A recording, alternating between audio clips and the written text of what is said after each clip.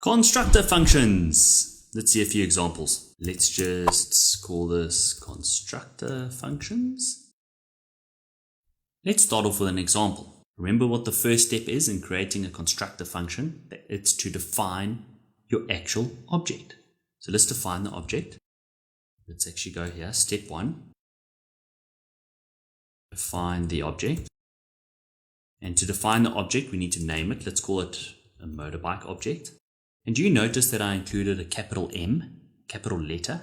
That's just standard convention. So when you and I are going through code and we see a capital letter, we know immediately that it's an object and it was constructed via the constructor function.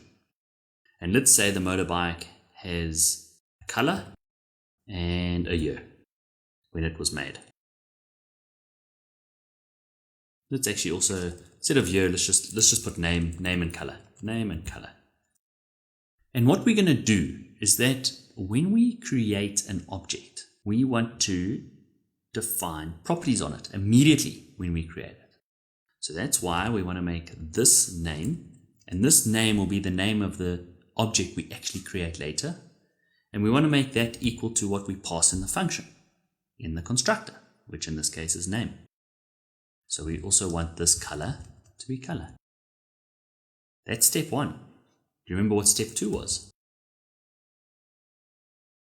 Step 2 was to call the function with the new keyword. So let's do that. Let's define a variable. Let's call the variable myBike. And let's say that equals new motorbike. And we've seen above that it requires 2 arguments, a name and a color.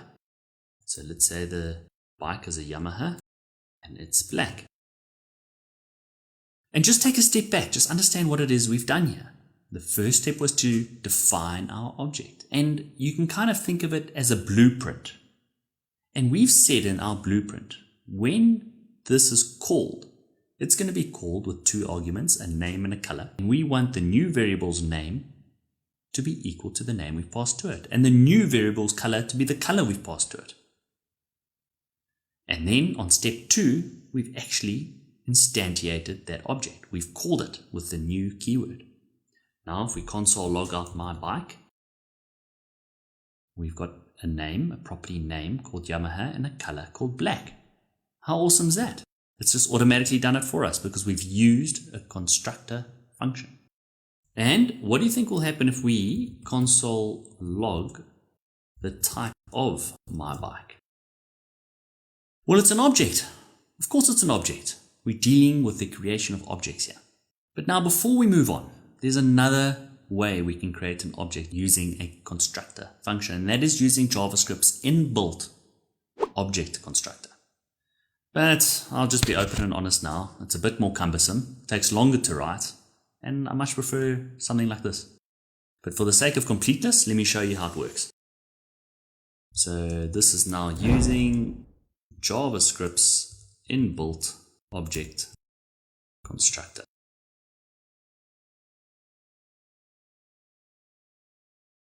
Let's do that now. And for the sake of being exciting, let's don't use a motorbike. We're bored of that now. Let's do a person object. Let me just zoom in a bit. So let person equal new object. That's it. That object is a method built into JavaScript itself.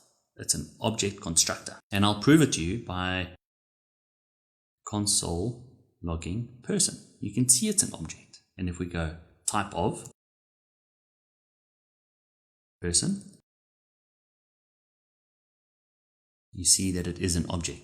So an object has been created. But now the pain with this is that to add methods and properties, we have to do it manually.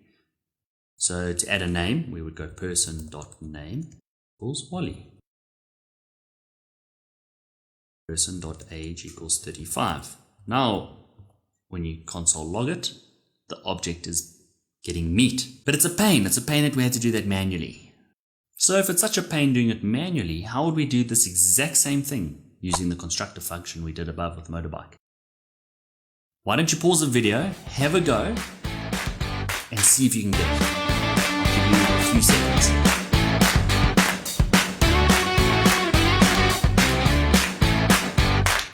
Okay, let's do this using a constructor function. Same as above, but with a constructor function. And you'll see how much more intuitive and easy it is. What's the first step with a constructor function? That's right, you've got to define the object. So let's define it as person. And person's going to take a name and an age. And this name will be name, and this age will be age. Now we want to create a user. In the above example, we call that user person. So let's say there's person 2 that comes along. And all we need to do now, and this is the second step to the constructor function. Do you remember what it was? That's right. It was calling that definition with the new keyword. So we say this is a new person, and it requires 2 arguments, a name, let's call it Wally, and an age, let's say 35.